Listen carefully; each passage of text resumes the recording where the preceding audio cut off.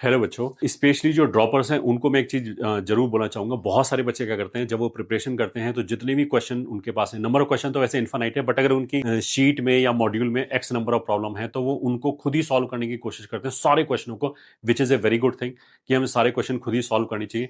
But उसकी वजह से क्या होगा कि जो आपका एक्सपोजर है that will be limited to certain number of problem. उसका मतलब क्या है कि स्पेशली जो ड्रॉपर्स हैं, बिकॉज उनके पास टाइम कम है, इन्हीं टाइम में उसको थ्योरी भी समझना है, एक प्रैक्टिस भी करना है, रिवीजन भी करना है।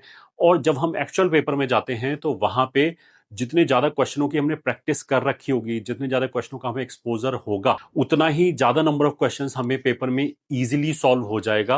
क्योंकि पेपर के अंदर इजी, मॉडरेट और टफ क्वेश्चंस आते हैं, जिसमें टफ का पोर्शन हार्डली 20% रहता है, तो 80% इजी और मॉडरेट रहता है। मॉडरेट वाला पोर्शन यूजली ऐसा होता है जो एक्सपीरियंस बेस्ड होता है कि अगर मैंने उस तरह के क्वेश्चन कर रखे हैं तो वहां पे एक्चुअल एग्जामिनेशन में हमसे काफी क्वेश्चन क्रैक हो जाएंगे। तो इसलिए प्रिपरेशन करने के दौरान आई वुड से कि अगर हमारे पास मान लिया 10 आवर्स प्रैक्टिस के लिए अवेलेबल हैं एक सब्जेक्ट में, मान लिया फॉर इंटायर वीक, तो हमें 7-8 आवर्स तो खुद प्रैक्टिस करने में डेफिनेटली स्पेंड करना चाहिए। क्योंकि हमारी भी अपनी स्पीड, कैलकुलेशन स्पीड हो गया, एक्यूरेसी हो गया, स्ट्राइक रेट हो गया, ये सब बनेगा। प्लस जो हमने थ्योरी पढ़ी है उसकी अंडरस्टैंडिंग भी टेस्ट होगी।